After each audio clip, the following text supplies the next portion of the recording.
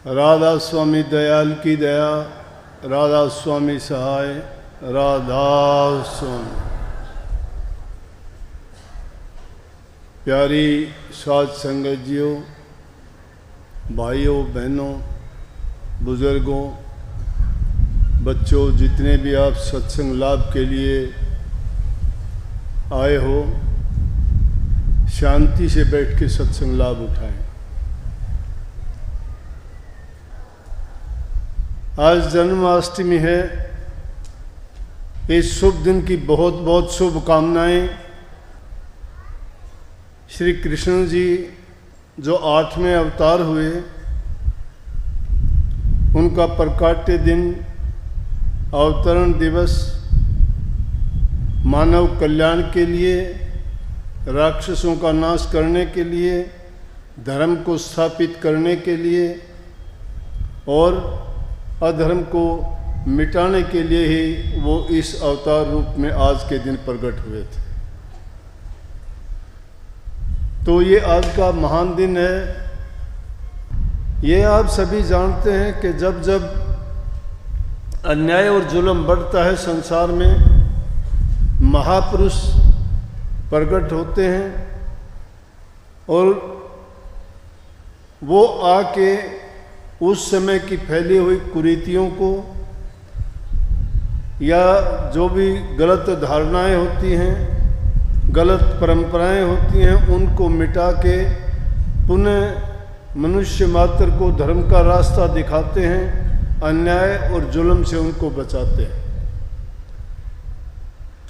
ब्रह्म के जितने भी अवतार आए, कहते हैं कि 10 अवतार हैं, 10 में से 10वां अवतार तो अभी आया नहीं, लेकिन 9 अवतार आ चुके हैं और वो युगों के अनुसार आए हैं।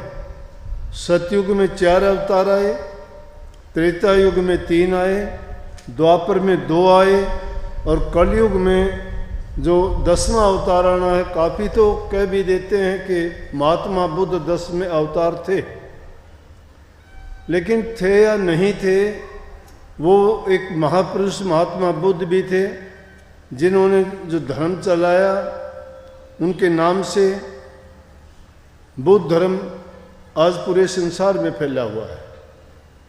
और जब जब धर्म का प्रचार होता है तो बुराइयां सबसे ही छूटती चली जाती हैं।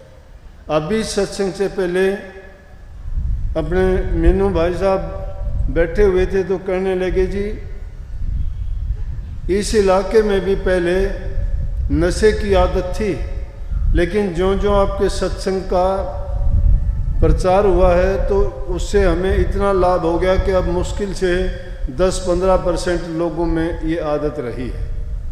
तो कितनी अच्छी बात है कि जब अच्छी बात के लिए आदमी को प्रेरित किया जाता है, चाहे वो कितनी भी बुराई हो, चाहे वो पाप कर्म हो, चाहे कोई गलत आदत हो, उसको अच्छाई और बुराई का दोनों के तुलनात्मक ढंग से अच्छी शिक्षा दी जाए तो बुराइयां छूट जाती हैं। आज के युग में हम देखते हैं कि जवान पीढ़ी गलत आदतों के कारण हमारे पुराने रीति रिवाज, हमारी परंपराएं सब ताक पे रख दी और उसके कारण समाज में इतनी एक दूसरे की चिंताएं हैं कि सोचते हैं कि ना तो वो संस्कार रहे, ना बच्चे माँ बाप की आज्ञा का पालन करते हैं और उनका पालन ना करने के कारण हमारी सभ्यता और संस्कृति बिगाड़ की तरफ बढ़ती जा रही है। तो ऐसे समय में महापुरुषों का प्रचार करना, समाज को सही रास्ता दिखाना और बुराइयां मिटाना पहला काम है। क्योंकि अगर समाज में बुराइयां बढ़ती रहेंगी, पाप अन्याय बढ़ता चला जाएगा, देखा देखी बहुत कुछ होता है। जहाँ कहीं भी आप देखोगे, चाहे वो अच्छाई को देखते हो तो अच्छाई बढ़ती जाएगी, बुराई को देखते हो तो बुराई बढ़ती चली जाएगी। सत्संग इंसान के जीवन को संवारता है, लेकिन उसके लिए शर्त यह है कि उनको गुरु पूरा मिलना चाहिए। गुरु अगर पूरा नहीं मिलता है किसी को, तो समझो कि इंसान के जीवन को बर्बाद भी कर देता है, क्योंकि हम अंधे बन के गुरु की बात को मानते चले जाते। कहते हैं कि गुरु ने जो बात कही है, गुरु को छोड़ना नहीं, पाप लगेगा। गुरु जब धारण कर लिया, गुरु जो कहता है उस बात, क्योंकि शास्त्रों में जोर दिया गया इस बात का कि गुरु वचन को मानो, माँ बाप के वचन को मानो, जो भी महापुरुष हैं उनके कहे अनुसार हमें काम करना चाहिए। अब गुरु वचन, गुरु चाहे कैसी भी बात कहता है, अब उनको भोले जीव हैं, समझ नहीं पाते हैं कि क्या कहता है। गुरु वो गुरु होता है जो सबके हित की बात करें, सबके जीवन को अच्छा बनाने का प्रयत्न करें, सबको ऐसी नेक शिक्षा दे कि जिसके कारण उनका अगत भी बने और जगत भी बन जाए। लेकिन अब हालात क्या है कि धर्म एक व्यवसाय बन चुका है। धर्म के रास्ते पे चलने वाले भी एक दुकान की तरह, एक व्यवसाय की तरह से, कारोबार की तरह से काम करते हैं। सच्चाई को ना खुद जानते हैं और ना ही वो सच्चा प्रचार करते हैं। ड्रामेबाजी, नौटंकी, ये बातें होगी कि लोगों को जैसा चाहिए वैसा ही वो काम कर देते हैं। नाच गाना, कूदना, खेलना, ये सत्संग का काम नहीं है। सत्संग में तो इंसान के जो बुरे विचार हैं, बुरी आदतें हैं, उनको छुटवाना है, और हम उनके मन के अनुसार उनकी जो इच्छा है। संत तो कहते हैं कि जो बुराइयां हैं उनको मिटाओ। बुराइयां क्या हैं? इंसान में काम, क्रोध, लोभ, मोह, अहंकार ये हैं, ये इंसान को डबोते हैं, लोगों को फिर निश्चित गति की ओर उनकी इच्छा, आशा, तृष्णा, वासना, कामनाएं लेके जाती हैं। क्योंकि वो ऐसी ऐसी इच्छाएं पाल लेता है जो पूरी नहीं होती हैं, ऐसी ऐसी कामनाएं करने लग जाता है जिनका कोई औचित्य नहीं है, जिसकी सामर्थ्य नहीं है, और उन चीज़ों की वो कामना करता है, वो पूरी नहीं होती तो पूरा करने का प्रयत्न करता है। सही रास्ते से नहीं होता तो गलत रास्ता अख्तियार करता है। अब गलत रास्ता अख्तियार करेगा तो वह धर्म का तो नामो निशान नहीं है, फिर तो पाप कर्म में वो बढ़ता चला जाएगा, क्योंकि उसको अपनी इच्छाएं पूरी करनी है, अपनी कामनाएं पूरी करनी है। वो जो आशाएं उसने अपने मन में बांध रखी है उनको पूरा करना चाहता है। लेकिन इसलिए कही कि संतों के संग में जो चला जाता है, संत कहते हैं कि इंसान के जीवन से कीमती चीज़ कोई नहीं है। इंसान, और उसमें सबसे उत्तम काम क्या है? भक्ति का। 3 चीज़ होती है स्वार्थ। हर जीव अपना स्वार्थ पूरा करना चाहता है, कोई बुरी बात नहीं है। स्वार्थ नहीं होगा तो जीवन यापन नहीं कर सकता। स्वार्थ का मतलब होता है कि अपने लिए, अपने लालन पालन के लिए काम करता है, वो स्वार्थ है। दूसरा नंबर आता है उसमें पर उपकार का, परहित का। समाज से भी लोग दूसरों का हित करते हैं, गरीबों की मदद करते हैं, दुखियों की मदद करते हैं, ज़रूरतमंदों की चीज़ों का इंतज़ाम प्रबंध करते हैं। आज वो चीज़ें नहीं रही। इतिहास को अगर पढ़ के देखोगे तो राजे महाराजे, सेठ साहूकारों के नाम इस बात में लिए जाते थे कि वो लोग धर्मशालाएं बनवाते थे, प्याऊ लगवाते थे पानी के लिए, अन्न क्षेत्र खोलते थे भूखे गरीबों के लिए, तो उनकी मदद होती थी। और मानव सेवा से बढ़ के कोई सेवा नहीं है। जिसने भक्ति के रास्ते पे अगर चलना चाहते हो तो मुख्य करके उसमें सेवा है। जो सेवा करता है, नंबर 2 प्रेम का आता है, और नंबर 3 फिर भक्ति आती है। जो सेवा नहीं करता उसके दिल में प्रेम नहीं है। प्रेम और दया एक, 2 पहलू एक के ही सिक्के के हैं। जिसके दिल में प्रेम है उसके दिल में दया भी होगी, और जिसके दिल में प्रेम और दया है वो सेवा भी जरूर करेगा। और जो इस चीज़ का महत्व समझता है तो भक्ति के मार्ग पर भी चलेगा। जो इन चीज़ों को जानना नहीं चाहता, अपनाना नहीं चाहता और इनके महत्व को नहीं समझता, वो भक्ति में कभी कामयाब नहीं हो सकता। आप सोचते हो कि हमने नाम ले लिया है गुरु से, और वो 2 घड़ी या 10 मिनट कभी सुबह शाम का टाइम लगा के तुमने उसका सुमरण भी कर लिया, तो आप क्या सोचोगे कि आपने कुछ कमा लिया। एक लड़का था मेरे पास, अभी आके कहने लगा, जी जब हम यहाँ होते हैं, इधर उधर होते हैं, तो फिर तो हम सुमरण तो होता ही नहीं है, सुमरण तो भूल जाते हैं। मैं बोला इससे अच्छा सुमरण क्या होगा, जब तुम सुमरण करने वाली जगह पे ही आए हुए हो। अब सत्संग के समय में तुम्हारा पूरा समय सत्संग में सुमरण में ध्यान में ही गुजरेगा। अब कोई कहे मेरा ध्यान नहीं लगता, ध्यान है क्या? किसी भी चीज़ में जब तुम तवज्जो दे के कोई काम करते हो वो तुम्हारा ध्यान है। हम जिस ध्यान की बात करते हैं वो अंतर ध्यान होता है। बाहर की आंखें बंद करके अंतर में उस 10वीं घड़ी में जब जाते हो तो वो चीज़ जो अभी बखान की थी इस वाणी में, वो उन चीज़ों का देखना एक अभ्यासी के लिए ज़रूरी बन जाता है। परंतु यहाँ बात मैं पहले पर उपकार के और पर हित की कहता हूँ। हमारा रामायण इतना बड़ा ग्रंथ है जिसमें इतने नियम और इतनी बातें सहज भाव में, उनमें ये नहीं लिखा गया ऐसा करो, लेकिन उनमें करके दिखा दिया, करके दिखा दिया। माता पिता की आज्ञा का पालन करो, चाहे पिता तुम्हें बुरा कहता है भला कहता है, उसी वाणी को कबीर साहब कहते हैं। राजा दशरथ ने श्री राम को बन जाने का आदेश दिया, जिसको गद्दी देनी थी उसको बन जाने का आदेश दिया, और श्री रामचंद्र जी ने सहर्ष स्वीकार कर लिया। ये पिता की आज्ञा का पालन था, माता की आज्ञा का पालन था। हम माँ बाप की आज्ञा का पालन करते नहीं।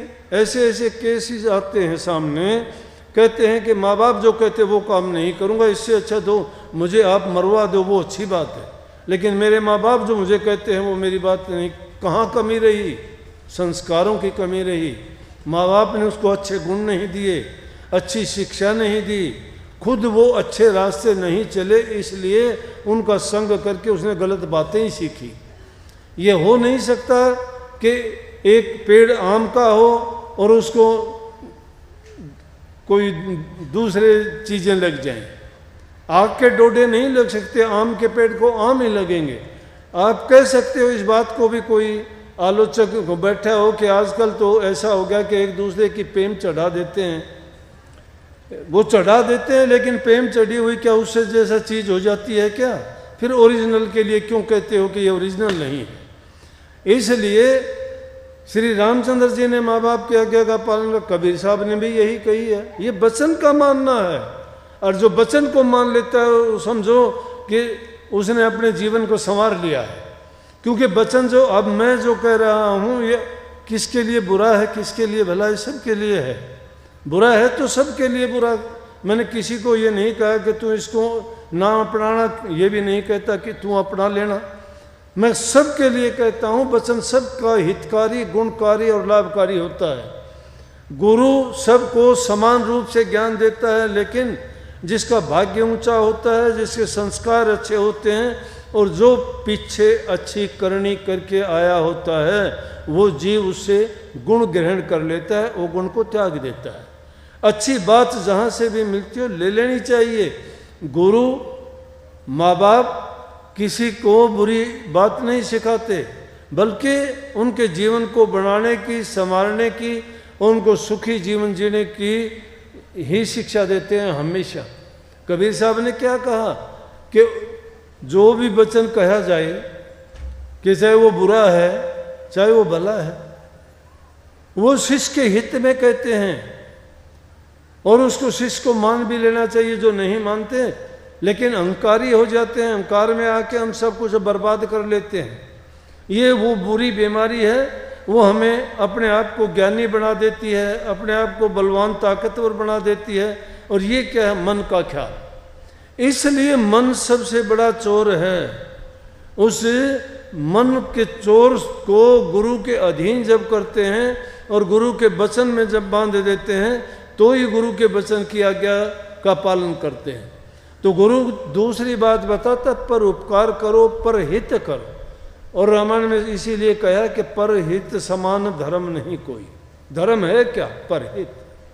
जो दूसरे का भला करता है उसका हृदय पवित्र होता है, उसके दिल में दया होती है, पवित्र हृदय होता है, उसी में प्रभु का वास होता है। और जिसका हृदय मलिन है, मलिन वासनाएं जिसके दिल में भरी पड़ी हैं, तो वो कभी अच्छा नहीं कर सकता। क्योंकि जो चीज़ें हमारे मन में उपजती हैं उन्हीं को हम क्रियान्वित करते हैं हमारे कर्मेंद्रियों के द्वारा। जो चीज़ मन में पैदा नहीं होती वो काम करते ही नहीं। पागल आदमी कोई काम करता है क्या? क्यों उसके मन में कोई ऐसी बात होती ही नहीं कि मैं क्या करूं क्या नहीं करूं?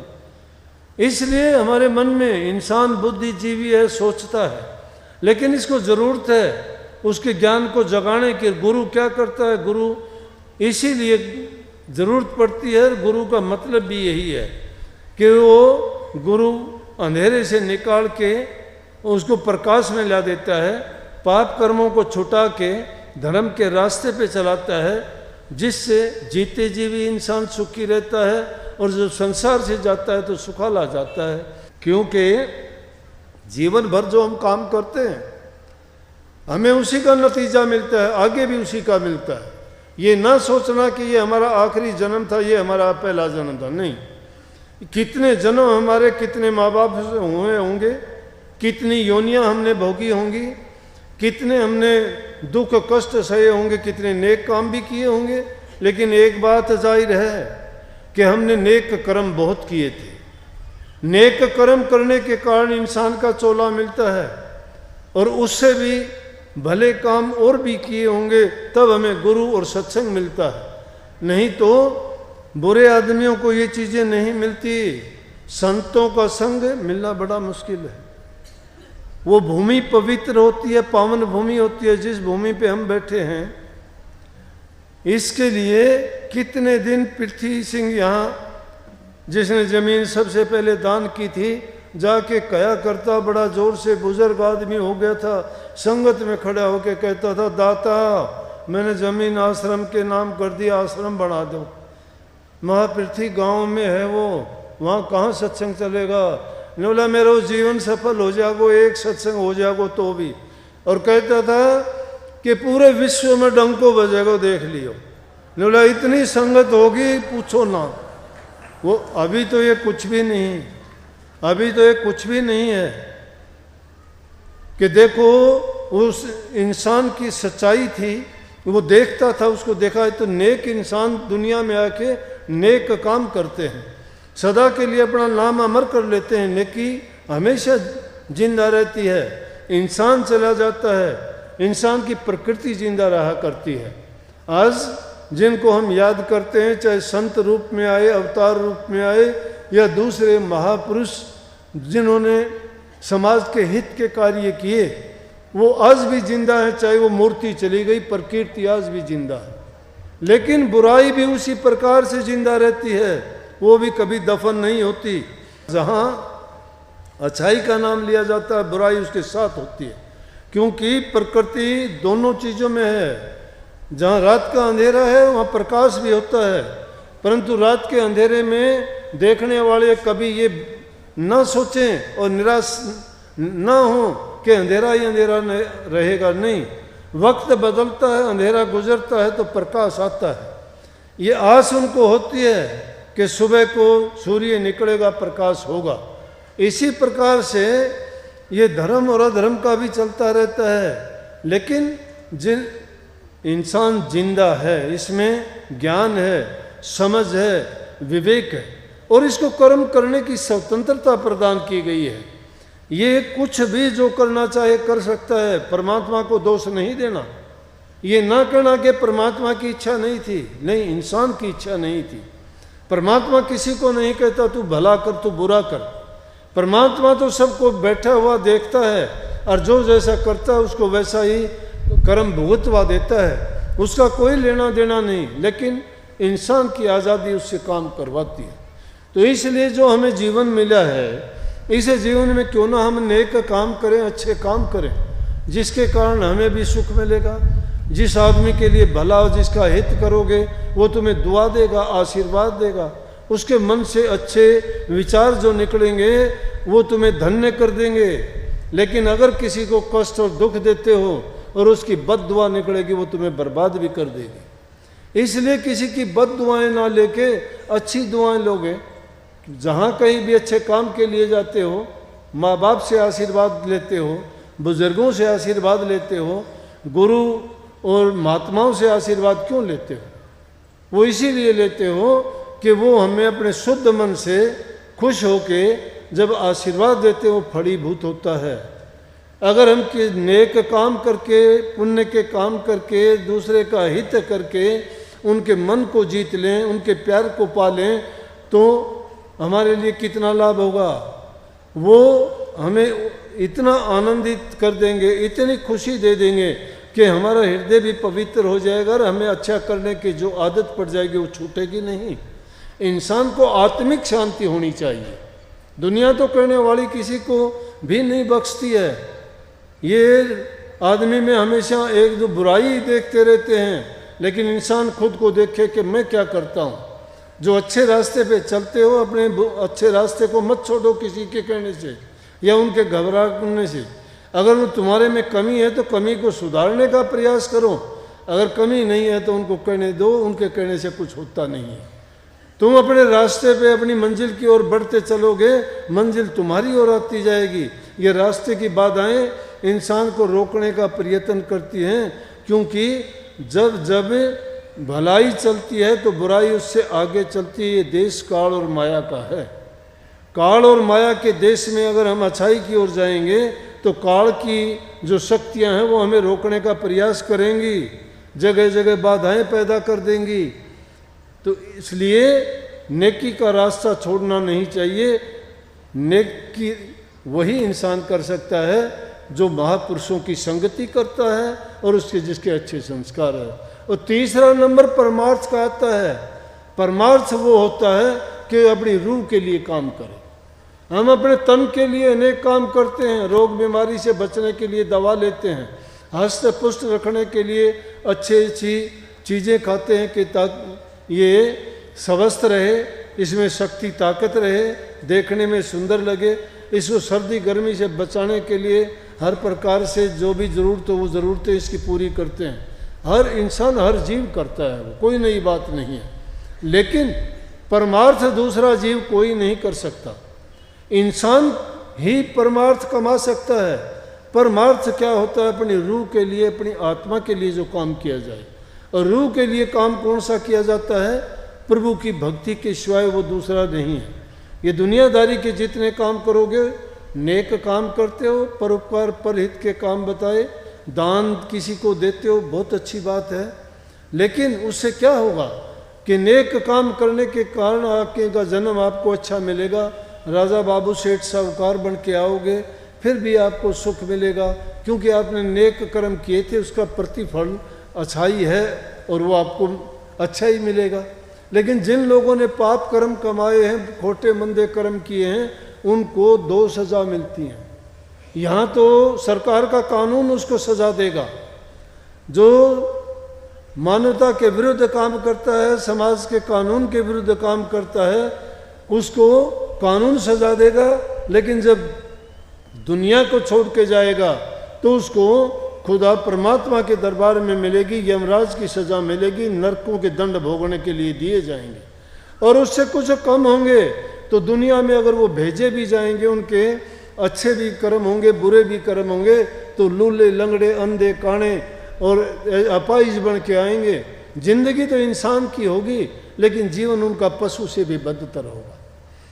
लेकिन इंसान समझता है वो मौका हमें मिला हुआ है। अगर इसमें हम नहीं समझते हैं, अरे नशे विषयों में, दारू में, शराब में, कबाब में जिंदगी को बर्बाद करते हैं। ये शमशान घाट थोड़ा है। मुर्दों को तो शमशान घाट में जलाया जाता है। हम क्या करते हैं? इसमें मांस कि दूसरे जीवों को मारते हैं, उसको पका के, वो मिट्टी है, उस मिट्टी को खा के क्या बड़ा होता है इंसान। प्रभु ने कितनी चीज़ें और दुनिया में देखो, अच्छी से अच्छी कितनी अच्छी सब्जियां हैं, फ्रूट हैं, अच्छे अनाज हैं, दालें हैं, कितने प्रकार के उनके अगर तुम गिनती करो तो गिनती नहीं कर सकते। उनको खाना नहीं सीखते और जीवों को मार के, जिसमें कोई सुख नहीं, कोई खुशी नहीं, कोई स्वाद नहीं, उसको क्या बड़ा बनता है। लेकिन देखा देखी का काम हो गया। अपने आप को बड़ापन दिखाते हैं, सभ्य दिखाते हैं। किसी का गला घोट के मार के जिसको पाप कर्म करते हो, देख लिया करो। कभी किसी जीव की मारते हुए देखते हो? बाजार में से निकलते हुए देखो, रास्तों में से गुजरते हैं तो टोकरियों में मुर्गों को वो बांध बांध के लेके जाते हैं। उनकी टांगे बांध के कोई साइकिल पे उल्टे लटकाए हुए होते हैं। उनका कर्म गंदा है बेचारों का। किसी जन्म में खोटे मंदे कर्म किए होंगे, उनको रस्सी से बांध के उल्टे लटका के एक एक साइकिल पर 20-20, 30-30 इस तरफ लटकते हैं, उस तरफ लटकते हैं, ले जाके बाहर सड़क के किनारे और उनको उन लोगों के सामने उसकी गर्दन काटते हैं। और वो बेचारा काटने से पहले बहुत ज़ोर ज़ोर से शोर मचाता है उस जीव को, जो इतना दुखी हो कि उसको पता है तुझे मारेगा। अपनी मौत को देख के वो चिल्लाता है, वो अपनी भाषा में गालियां भी देता होगा, अरे दुष्ट क्या करता है तू। और ऐसे ऐसे बातें हुई भी हैं। संतों ने तो, कईयों ने तो जब ऐसी हालतें देखी तो अपना जीवन ही छोड़ दिया। बड़े बड़े राजाओं ने राजकाज को त्यज दिया। ये जीव हिंसा सबसे बुरा पाप है। क्या तुम कहते, कुछ लोग अंडे खा के कहते हैं अंडे में तो जीव नहीं होता, ये तो बनावटी होते, अंडों में जीव नहीं होता, तो तुम्हारे खेत में उगा लिया करो, अंडे खा लिया करो, कौन मना करता है। बिना जीव के कैसे अंडा पैदा हो जाएगा, बिना मुर्गी के बना लिया करो अंडे घरों में, खाओ, कोई दिक्कत नहीं है। गंदा पानी शराब का पी के कोई होश नहीं रहता, कोई रिश्ते नाते याद नहीं रहते, अपने आप को भी बर्बाद करते हो, धन को बर्बाद करते हो, बेइज्जती तुम्हारी होती है, परिवार को तुम बर्बाद कर देते हो, कोई तुम्हें देख के खुश नहीं, कोई बैठने के लिए जगह नहीं देता, कोई किसी बात एतबार नहीं करता, झूठ उसके कारण बोलते हो, पाप उसके कारण करते हो, हर प्रकार के अवगुण उन चीज़ों के कारण आ जाते हैं। क्या मिलता है? अरे लोग तो पागल हो जाते हैं, हॉस्पिटलों में इलाज कराने के लिए जाते हैं, तुम ये चीज़ें खा पी के पागल हो जाते हो, ये पता नहीं कौन कहाँ पड़ा है। नरक भोगते हैं ऐसे लोग, और फिर वो अपने आप को क्या मानते हैं।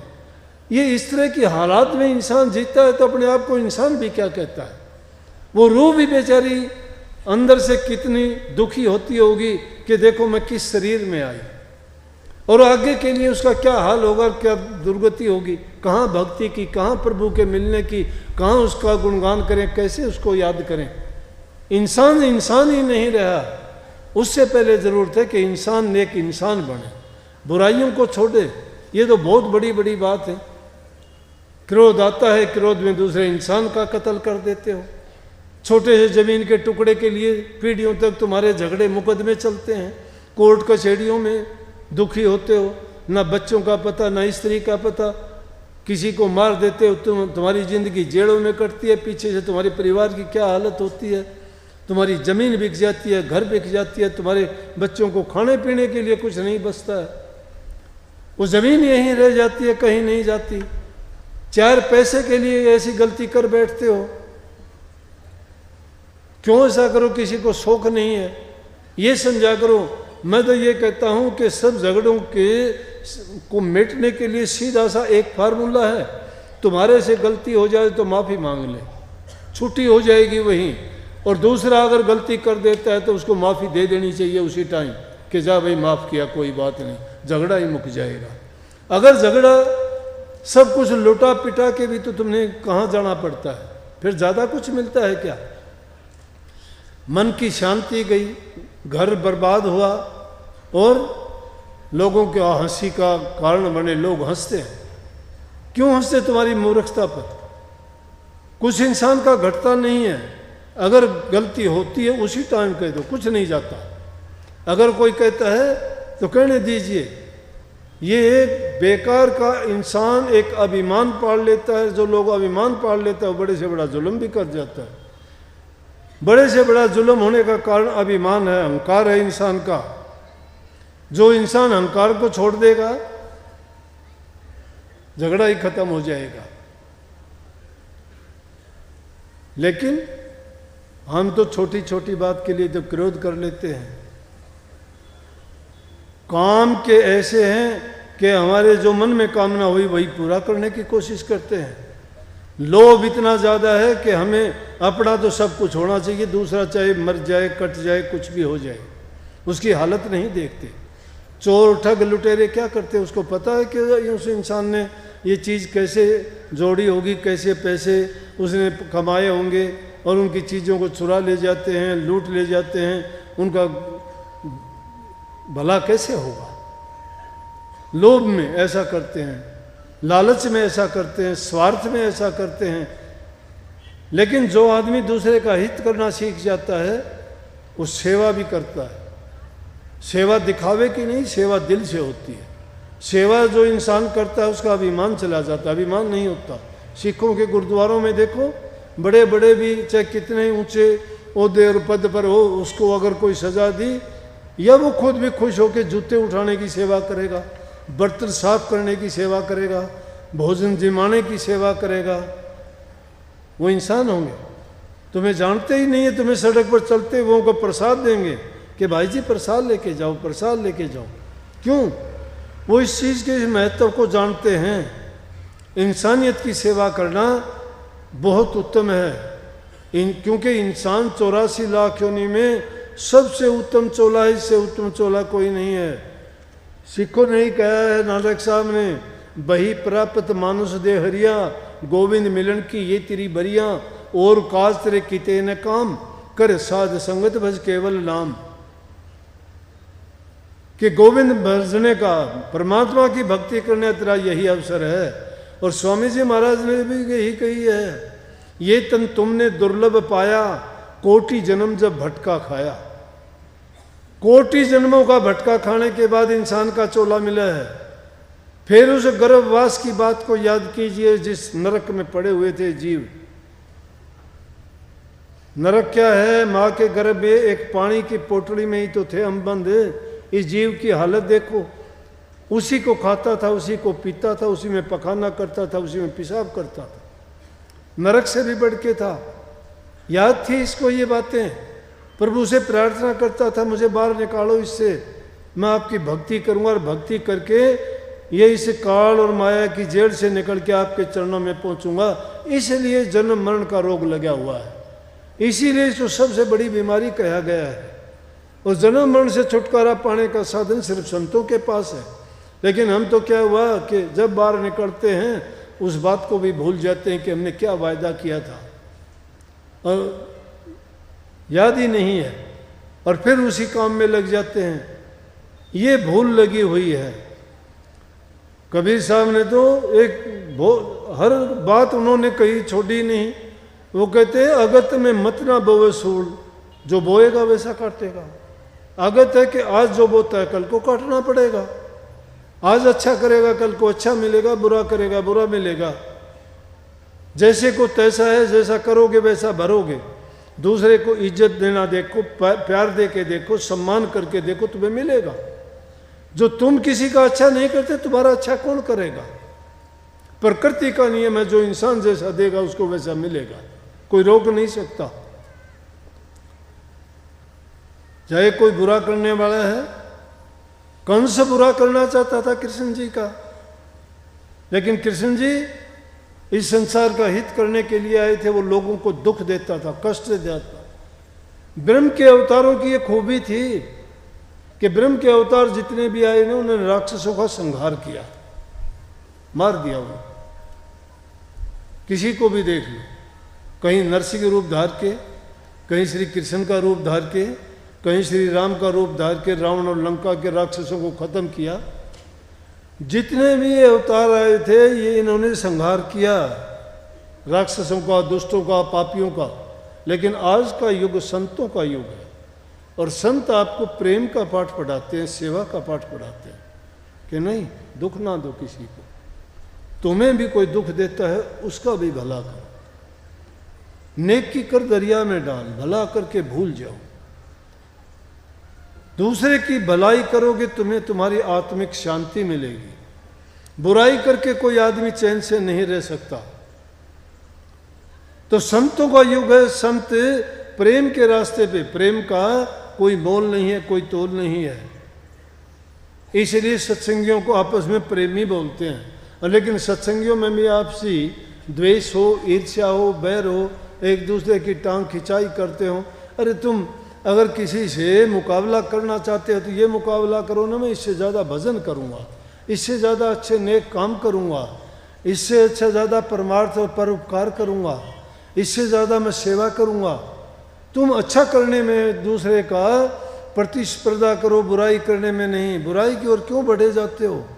बुराई करने वालों को ताकत मिलती है, क्योंकि काल की शक्तियाँ काल का शासन है, काल उनको ताकत देगा, लेकिन अच्छा करने वाले को ताकत सतगुरु देता है। जो गुरु की शरण में चले गए उनको गुरु शक्ति कब देगा? जब गुरु को याद रखोगे। गुरु को तो कभी भूलने से भी याद नहीं रखते। इसीलिए गुरु के गीत गाए गए, गुरु की कर हरदम पूजा, गुरु समान कोई देव न दूजा, गुरु चरण सेव नित करिए, तन मन गुरु आगे धरिए, गुरु ब्रह्म रूप धर आए, गुरु पार ब्रह्म गति गाए, गुरु सत्य नाम पद खोल्या, गुरु अलख अगम को तोल्या, गुरु रूप धरा राधा स्वामी, गुरु से बढ़ के नहीं है नाम। गुरु ब्रह्म रूप धरा है। क्यों कही इतनी बातें? कि गुरु सारे ही तो काम करता है। गुरु ब्रह्मा है, गुरु विष्णु है, गुरु महादेव है। गुरु तुम्हारा सुधारक है, गुरु माँ बाप है। गुरु तुम्हारा कल्याण करने वाला, तुम्हारा हित करने वाला, तुम्हें जीवन देने वाला, तुम्हारे बुराइयों से बचाने वाला, तुम्हारे पाप कर्मों को हरने वाला गुरु है। और कहीं ये सामान नहीं मिलता। गुरु के संग में ही आपको ये चीजें मिलती हैं। दुर्भाग्य उन लोगों का जो गुरु को नहीं जानते, गुरु को नहीं पहचानते। देह को गुरु मत मानिए। आप देह को गुरु मानते होंगे। कोई कहता है मेरा गुरु दिनोद में बैठा है, कोई कहता है मेरा गुरु आगरा में बैठा है, कोई कहता है मथुरा में बैठा है, कोई दिल्ली में बैठा है। नहीं, गुरु तुम्हारे हृदय में बैठा है। अपने आप को पहचानिए। गुरु तुम्हारे अंदर में बैठा है, उसको खोजिए, और वो नूरी गुरु है। लेकिन जब तक तुम्हें देह रूप का गुरु ज्ञान नहीं देगा, उसकी तरफ नहीं चल सकते। स्वामी जी महाराज ने वाणी लिखी कि सतगुरु खोजो है प्यारी, जगत में दुर्लभ रतन यही। दुर्लभ रतन बताया। दुर्लभ रतन क्यों कहा? कि रतन की कीमत बहुत ज्यादा होती है, लेकिन दुनिया का दुर्लभ रतन क्या है? गुरु। गुरु हमें सब प्रकार का ज्ञान देता है, और संसार में सभी चीजें मिल जाएंगी, लेकिन भक्ति रूपी ज्ञान या प्रभु से मिलने का रास्ता गुरु से ही प्राप्त हो सकता है, और कहीं दूसरी जगह ऐसी नहीं मिलेगी आपको। इसलिए गुरु का संग करो, गुरु के वचन की पालना करो। इसको गुरु भक्ति कहते हैं। और कही है कि गुरु भक्ति दृढ़ के करो, पीछे और उपाय। गुरु भक्ति दृढ़ कर लो। गुरु भक्ति दृढ़ करने का मतलब गुरु की आज्ञा में चलो। गुरु आज्ञा क्या देता है? गुरु ये कहता है बुरे कर्मों को छोड़िए, अच्छी बातों को अपनाइए, सेवा करो, प्रेम करो, एक दूसरे को गले लगाओ, भूखे गरीब की सेवा करके माँ बाप बुजुर्ग का मन प्रसन्न करो। उनको अगर तुम प्यार दोगे, उनको इज्जत दोगे, तो उनसे जो मेहर मिलेगी तुम्हें, मुफ्त में तुम्हें इनाम मिलेगा उनकी ओर से। भक्ति की ओर फिर चलना ये जरूरी है। नाम में बहुत ज़्यादा शक्ति है। चाहे कितना भी कुछ भी करो, ये चीज़ें जब तक नहीं करते नाम की ओर नहीं बढ़ोगे। मैंने इसलिए इन चीज़ों पर जोर देता हूँ। मैं कहता हूँ व्यक्तिगत इंसान का चरित्र नहीं होगा ना, वो कुछ नहीं कर सकता। पहली चीज़ है चरित्रवान बनो, अच्छे गुणों को अपनाओ, जहाँ कहीं जाओ अच्छी बात ग्रहण करो। गुण ग्रही बनो, अगुण ग्रही नहीं। गुणों को ग्रहण करो, चाहे कहीं से भी अच्छा गुण मिल जाए। मैं नहीं कहता कि सिर्फ मेरे पास आओ, नहीं, तुम्हें जिससे भी अच्छा गुण मिलता है सबको लेके संग्रह करो, उन बातों को अपनाओ अपने जीवन में, और उन पर चलने का प्रयास करो। और धीरे धीरे करके, मैं तो एक बात बहुत साधारण सी कहा करता हूँ, आप लोग सत्संगी हो, किसी ने 10 साल हो गए, किसी को 15, किसी को 20 साल नाम लिए होंगे, लेकिन इतना कुछ होने के बावजूद भी तब्दीली और बदलाव नहीं देखता। मैं इतना ज़रूर देखता हूँ कि कुछ कुछ बुराइयाँ छोड़ी। जैसे ये खुशी की बात है कि कोई भी बीड़ी सिगरेट पान तंबाकू हमारी संगत में नहीं लेता। और क्यों? मैंने अपने जीवन में मैंने इन चीज़ों का सेवन किया, लेकिन जब मैं गुरु गद्दी पर आया तो मैंने एक प्रण लिया कि मैं जो बुराई थी, मैं बुराई है, मैं छोड़ूंगा, उनसे भी छुटवाऊंगा। अब मैंने उसको सबके लिए ज़रूरी कर दिया। अब संगत में कोई बीड़ी सिगरेट भी नहीं पीता, बहुत अच्छी बात है। अब उसको बात को देखते हुए पूरी दुनिया में अब लोग कहते हैं प्रकृति की चीज़ों को बचाने की जो हमने मुहिम चलाई, पेड़ लगाने की चलाई, पानी संरक्षण की चलाई, भ्रूण हत्या की जो बातें थी वो बताई, जंगली जीवों की रक्षा के लिए, जानवरों के लिए जो भी हमने आज सरकार जिन चीज़ों पर जोर देती है वो शुरू से ही हमने की। और जो आदमी इन चीज़ों को अच्छा करना सीख जाता है उस इंसान का नेक दिल हो जाता है।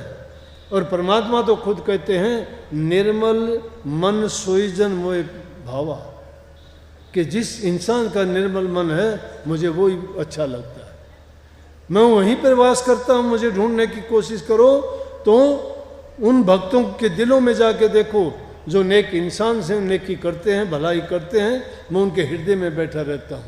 सबसे बड़े भगत बताए उन्होंने, कहता है पूरी सृष्टि मैंने पैदा की है, उनमें बड़े बड़े ज्ञानी हैं, ताकतवर हैं, बलवान हैं, राजे महाराजे हैं, लेकिन वो चीज़ कौन काम की? परंतु ये चीज़ सोच के कि मेरे से नहीं होती, मैं कमज़ोर हूँ, मेरी ये उम्र होगी, घबराने की बात नहीं है। नेकी के रास्ते पर इंसान कभी भी चल ले बहुत कुछ कर जाता है। दूसरे ऐसे लोगों को देखा करो जिन्होंने ऐसे ऐसे काम कर दिए, तो हम क्यों नहीं कर सकते? हम भी इंसान हैं। सारी चीज़ें परमात्मा ने हमें भी भरपूर दी हैं, सर्व अंगों से संपन्न है, ज्ञान बुद्धि विवेक विचार है, और सभी वस्तुएं जो हमें ज़रूरत है वो मिली हुई है। फिर हमें क्यों कमी, किस बात की कमी? तो कहता हूँ कि इतने इतने साल हो गए, क्यों नहीं करते भाई? एक बच्चे को विद्यालय में बैठाते, पहली क्लास वाला 1 साल में अगली क्लास में हो जाता है, 2 में, 2 वाला 3 में, 3 वाला 4 में होना चाहते हैं। वो पुलिस में लग गया, सिपाही से हवलदार, हवलदार से थानेदार, डीएसपी एसपी बनना चाहता है, प्रमोशन होता है उनका, सीनियर होते चले जाते। आप सीनियर होके जूनियर कैसे होते जा रहे हो? जो जो बढ़ते जाते हो नाम की कमी कैसे आती जा रही है? और सिर्फ तुम्हारे सुधार से कुछ नहीं होगा ये और बताऊं, अपने परिवार को सुधारो, अपने बच्चों को घर बैठा के अच्छी शिक्षा दिया करो। किसी की निंदा बुराई चुगली तुम्हारे घर में होती है, अगर ऐसा कोई करता है उसको बढ़ने मत दो, उस बीमारी को रोक दो, नहीं तो बर्बाद कर दोगे उनके जीवन को भी। उनको अच्छा और सच्चा बनने की शिक्षा दो, उनको धन देने की जरूरत नहीं है। बच्चों की इच्छाएं पूरी ना करो, जरूरतें पूरी करो। इच्छा तो पता नहीं क्या क्या उठा लेंगे, लेकिन जरूरत पूरी करो। उनको जिस चीज़ की जरूरत है, उनकी इच्छाएं, वो अगर कहता है कि आज ये पूरी करो, आज मुझे मोबाइल चाहिए, आज मोटरसाइकिल चाहिए, आज कार चाहिए, मुझे ऐसे कपड़े ऐसे जूते चाहिए, वो ज़रूरी ज़रूरत की चीज़ें दीजिए। लेकिन उनकी इच्छा बढ़ती जो जाती है उन पर रोक लगाइए, उनके ऊपर नज़र रखिए, क्या करते हैं, कहाँ जाते हैं, क्या पढ़ते हैं, उनकी संगति क्या है। संगति बर्बाद कर देती है इंसान को। बुरी संगति में मत बैठने दिया करो। नेक जगह में जाते हो तो कोई खतरा नहीं है, अच्छाई लेके आएंगे। लेकिन अगर संगति जिस बच्चे की बुरी होगी वो कभी सुधर नहीं पाएगा। फिर उनको गलत आदत, एक गलत बच्चा बहुत बच्चों को खराब कर देता है। इस बात में आनाकानी नहीं, बल्कि शाम के वक्त अपने बच्चों को सबको इकट्ठा बैठा के सबके अगर हालचाल पर तुम्हें परवाह नहीं है, तुम कहाँ रहते हो, तुम्हारे बच्चे कहाँ रहते हैं, वो कहाँ जाता है, मोटरसाइकिल उठाया चल दिया कहीं का कहीं, क्या पीता है, क्या खाता है, किसके पास बैठता है, नहीं पता तुम्हें। और जब वो तुम्हारे हाथ से छूट जाती है डोर पतंग की, फिर चिल्लाते हो, फिर वो बच्चे तुम्हें ही घर से निकाल देते हैं। कितने ऐसे केसेज आते हैं मेरे पास, 2-4 रोज़ाना ऐसे आते हैं। तो उसे नाम भक्ति से पहले इन चीज़ों की ज़रूरत है। अब घाव तो पाँव पर लगा हुआ है, पट्टी सिर पे कैसे बांध दूँ मैं ये चाहता हूँ कि पहले पट्टी वहाँ बांधी जाए। पहले बच्चों को चरित्रवान बनाओ, घरों में शांति प्यार रखो। जिस घर में प्यार प्रेम शांति नहीं है, तुम्हारे बच्चे वैसे ही बन जाएंगे। जानबूझ के अपने बच्चों को झूठा और चोर ना बनाओ। सिखाते हो, तुम सिखाते हो चोरी, तुम जिम्मेवार हो उनके लिए। आप लोग आ जाते हो सत्संग में, बच्चों को नहीं ला सकते क्या? नहीं कह सकते उनको। अभी कह रहा था एक बूढ़ा, मैं तो आ गया, लेकिन बच्चे कहते बोले क्या लेगा सत्संग में जाके? भक्ति करने का है सत्संग, क्या है? भक्ति करने का सलीका तरीका, ज्ञान मिलता है वहाँ से। और वो ज्ञान कोई भी ले सकता है। राधा स्वामी मत चलाने वाले स्वामी जी महाराज ने कही थी कि ये काम 8 बरस का बच्चा भी कर सकता है और 60 बरस का बूढ़ा भी कर सकता है। ये सब के लिए खुला है। और ये ना सोचा करो मेरी उम्र नहीं रही, अब मेरे से क्या भक्ति हुई, नहीं। जब चेते तब ही बलार, मोह नींद से जाग, संतों की संगत मिले असे जो पूर्ण भाग। सहजो बाई कहती है संतों की संगति जब ही मिल जाए तो अभी उसके ऊंचे भाग हैं। कबीर साहब यूं कहते हैं इसको कि कबीरा तेरी बाड़ी लीचू आने का रही सही ने बटोरले दौलड़ी ही बन जा। अगर तेरी बाड़ी अच्छी अच्छी चूहों ने खा लिया कोई बात नहीं, जो बची खुची है काली पीली थोड़ी मिट्टी विट्टी मिली पत्ते मिले कोई बात नहीं, उसको बीन ले उसमें, और नहीं तो दौलड़ी तो बन जाएगी। निराश मत हो कि मैं नहीं कर सकता, हर इंसान कर सकता है, आसानी से कर सकता है। हौसला रख के किया करो, बीमारी बढ़ जाती है। बिना बात की बातें सोचते रहते हो, दूसरों के बारे में सोच सोच के दिमाग खराब करते हो, अपने बारे में कभी नहीं सोचते मैं क्या करूं, मेरे जीवन का क्या हाल होगा। कभी इसके अंत के बारे में भी सोच लिया करो, जो पैदा हुआ है वो एक दिन ख़त्म हो जाएगा। ये चीज़ें जो बनाते हो, ये महल अटारी है, एक भी साथ नहीं जाएगी, सब छोड़ के जाओगे, सब छोड़ के जाना पड़ेगा, ना छोड़ के जाओगे छीन लेंगे। तो इसलिए मर्जी से ही दे दो ना उनको, पहले मर्जी से ही छोड़ दो तो अच्छा है, नहीं छीन लेंगे। मरने पर तो तुम्हें टिटोल भी लेंगे कि देख लो कभी कान में मुर्की ना हो, कभी गले में तवीजी ना हो, कभी नाक में कोका ना हो, कोई नहीं छोड़ता। और 10 दिन से ज़्यादा मरने के बाद कोई किसी को याद नहीं करता, ये भी बताऊं मैं। 10 दिन याद करते उसके बाद कोई किसी का कुछ नहीं लगता। ये दुनिया का खेल और तमाशा है, ये भूल पीछे पड़ी हुई है इंसान को, लेकिन कोई कोई चेतता है, और जो चेत लेता है वो अपने जीवन की बाजी जीत के जाता है। ये बाजी लगी हुई है यहाँ। कबीर साहब ने तो बाजी बताई है प्रभु के साथ में कि बाजी लगाओ तो परमात्मा के साथ में लगाओ, बहुत अच्छा रहेगा। और मैं कहता हूँ ये बाजी जीवन की लगी हुई है, और जीवन की बाजी हारना नहीं, जीत के जाओ। और जीतेगा कौन? जो नेक रास्ते पर चलेगा। और नेक रास्ते पर चलते हुए चाहे इंसान 2 दिन क्यों ना जिए, और बुरे रास्ते पे चल के चाहे वो 100 दिन भी जिए, उसकी ज़िंदगी बेकार है। ये जीवन किसी के काम आए? किस काम आती है इंसान की खानड़ी? पशु के चाम की बने रे पनैया, नौबत और नगारा, नर तेरा चोला काम ना हो, जड़बुझ हो जा छारा। पशु के चाम की तो जूतियाँ बनती हैं, नगारे बनते हैं, ढोल बनते हैं, कितनी और चीज़ें, बटवे बनते हैं। पशु के चाम काम आते हैं, सींग काम आते हैं, हड्डियाँ काम आती हैं, बाल काम आते हैं, पूंछ काम आती है।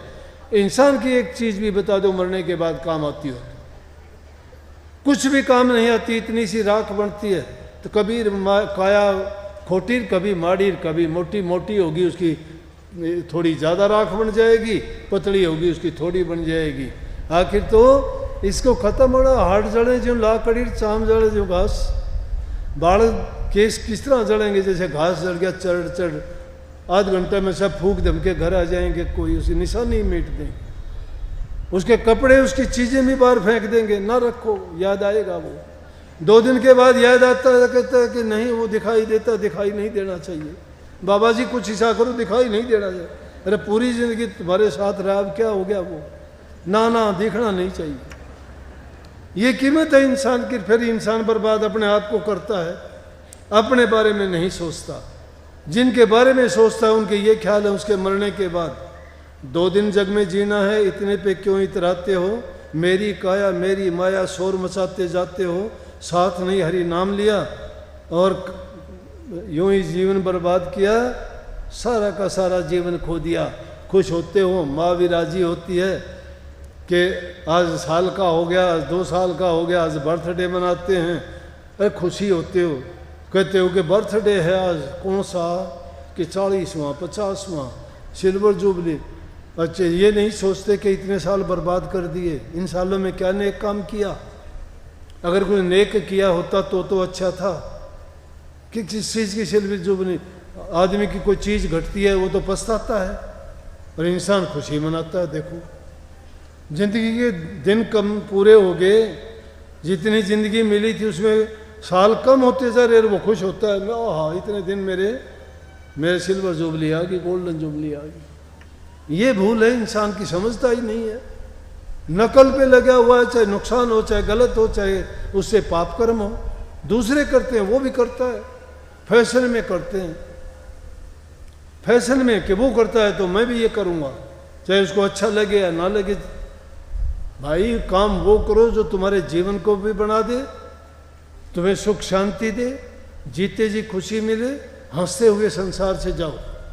नेक इंसान के गांधी जी के बारे में कहते, जदों तुसी आए जगत विच, जगत हंसा तुसी रोए, ऐसी करनी कर चलो तुसी हंसो जग रोए। कि जब गांधी जी संसार में आए थे तो दुनिया तो हंसी थी, वाह नेक इंसान आया, बड़ा नेक इंसान आया, अच्छा करके जाएगा। लेकिन गांधी जी रोए कि कहाँ पाप की दुनिया में आ गया मैं, कहाँ इस जुल्म और राक्षसों की भूमि में उतर के आ गया। लेकिन नेक काम कर के गए ना, तो कहा कि जदों तुसी आए जगत विच, जगत हंसा तुसी रोए, और ऐसी करनी कर चले तुसी हंसे जग रोए।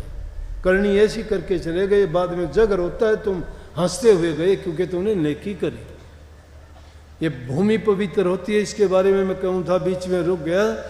तो ये जहाँ कहीं भी महापुरुषों का सत्संग होता है, कितने भगत लोग आए हैं, कितने लोगों ने अन्न ग्रहण किया है। अगर एक आदमी को भी कोई अन्न का दाना भी खिलाता है तो भी उसको कितना पुण्य मिलता है। ये देखो कितने, कम से कम और कुछ नहीं तो नाम का सुमन तो जरूर करते होंगे, विचार जरूर शुद्ध होंगे, शुद्ध मन से भी यहाँ आए हैं। तो ये भूमि बड़ी पवित्र है, जहाँ प्रभु के नाम का गुणगान होता है, जहाँ भलाई और सच्चाई का प्रचार होता है, वो पावन भूमि होती है। तो ये भूमि बहुत पहले से ही बड़ी पावन थी। एक बार शंकर जी और पार्वती जी आकाश वायुमंडल के रास्ते जा रहे थे, चलते चलते, और बैल को रोक के, क्योंकि बैल सवारी है उनकी, शंकर जी नीचे उतरे, एक भूमि को प्रणाम किया। पार्वती जी कहने लगी कोई आदमी नहीं, कोई मंदिर नहीं, कोई मस्जिद गुरुद्वारा नहीं, कोई धार्मिक स्थान नहीं, किसको प्रणाम किया आपने नीचे उतर के? मत्था टेका है, प्रणाम किया है। बोला ये बड़ी पावन भूमि है। बोला कैसे? बोला कि यहाँ पर बड़े बड़े संत और महापुरुषों के चरण टिके हुए हैं। पहले आगे थोड़ी सी फिर गए, फिर ऐसा ही हुआ, एक जगह रोक के फिर बोला कि अब यहाँ क्या हो गया? वहाँ तो था कुछ, आपने बताया, अब यहाँ क्या है? बोला ये भी बड़ी पावन भूमि है, यहाँ आने वाले टाइम में महापुरुषों के सत्संग हुआ करेंगे, प्रभु के नाम का गुणगान किया जाया करेगा, भगत लोग यहाँ भंडारे लिया करेंगे। तो वो बात सत्य होती है, ये बातें झूठी नहीं है। वो पावन भूमि होती है जहाँ महापुरुषों के चरण टिकते हैं, जहाँ प्रभु का गुणगान किया जाता है, जहाँ भक्त लोग एकत्रित होते हैं, शुद्ध मन से, शुद्ध वाणी से, शुद्ध और पवित्र जो मन लेके आते हैं, वो यहाँ से बड़ी गुण लेके जाते हैं, अपने जीवन को भी संवारते हैं, और उनके लिए वो एक अच्छा अवसर होता है। तो ये पावन भूमि से, पावन जगह से और महापुरुषों के संग से सब कुछ मिलता है। आप सबको बहुत बहुत आशीर्वाद पुण्य इस महान दिन की। नेकी किया करो, लेकिन वो सारे काम करते हुए मैं कहता हूँ तुम्हें नाम भी दिया गया है। वो नाम मन को रोकने के लिए ही है। मन सबसे बड़ा शैतान है। मन कहते हो कि बैठते सुमरण के लिए मन चला जाता है, मन तो जाएगा, इसकी आदत है। मन आज का नहीं, शैतानी करते युगों बीत गए इसको, लेकिन आज एक दिन में कैसे काबू में ले आओगे? धीरे धीरे करके, घेर फेर के, जब तुम लगातार इसके पीछे पड़े रहोगे ना, तो ये अपने आप एक दिन मान जाएगा, सुधर जाएगा, ये दुर्बल हो जाएगा। मन को अपने से शक्तिशाली, हमारे से शक्तिशाली सतगुरु है। इसलिए कई शास्त्रों में तन मन धन तीनों चीज गुरु के अर्पण कर दो, वो तीनों चीज गुरु की हो जाएंगे, तो हमारे मन में कोई भी संख्या उठाने की हमारी वो नहीं रहेगी जिम्मेवारी, और ना ही हमें उठाने की इजाज़त होगी, क्योंकि मन हमारा नहीं है, मन तो गुरु का हो गया, धन भी गुरु का हो गया। तो तन से कोई बुरा काम ना करो, मन से कोई बुरा ना सोचो, और धन से कोई बुरा काम ना करो। धन से दान पुण्य नेक काम करो, मन से प्रभु के नाम का सुमन करो, और तन से सेवा किया करो। शास्त्रों ने 3 रास्ते कल्याण के लिए ही बताए हैं कि इसलिए इस मन में हमेशा ध्यान तो जब करोगे ना, अब ध्यान आपका लगा हुआ है, जब से यहाँ बैठे हो ध्यान है आपका सत्संग में। अब कोई बात नहीं आपके विचार में आती, ये ध्यान लगाने का तरीका सीख लो। जब तुम आंखें बंद करके और तुम्हें जो नाम दिया है उस नाम का सुमरण करते हो तो सब चीज़ों को भूल जाया करो। उस पल में सब कुछ भूल जाया करो, कुछ है ही नहीं, अपने आप को भी भूल जाया करो और फिर देखना उसका क्या आनंद मिलता है। तुम्हारा ध्यान लगेगा। किस में ध्यान लगाओ? जिसने तुम्हें ध्यान लगाने का तरीका बताया उसमें लगाओ। अंधेरे में ध्यान कहीं किसी का नहीं लगता, उसके सामने आदर्श होना चाहिए और गुरु से बढ़ के कोई आदर्श नहीं है। इसलिए गुरु रूप में अपने ध्यान को लगा दो और जिसका ध्यान करोगे उसी के गुण आप में आएंगे। जिसमें ध्यान लगाओगे उसी के गुण आएंगे। तो गुरु गुण की खान है, गुरु ने प्रभु का नाम दिया है, गुरु ने प्रभु के नाम की कमाई की है, तो उनका ध्यान करने से, उनको याद करने से वो प्रभु के नाम के गुण आप में उतरते चले जाएंगे। मन आपका ठिकाने पे टिक जाएगा, धीरे धीरे करके काबू आ जाएगा और इसे भागना दौड़ना छोड़ देगा। लेकिन जब भी बड़ा साध का बेड़ा बड़ा विकट है, साध का बेड़ा बड़ा विकट है, बड़ा कठिन है। और जीवन आदमी सब जी सकता है, लेकिन इस लाइन पे चलना खांडे की धार पर चलना है। डगमगे तो गिर पड़े, लेकिन जो चल पड़ा और जिसने साधना कर ली वो पार चला जाएगा। कबीर साहब ने अनेकों तरीके बताए मन को डांटने के लिए, हम सोचते ही नहीं। कितनी साधारण बात हमारे लोगों के बीच रोजाना देखते हैं, कर नहीं पाते।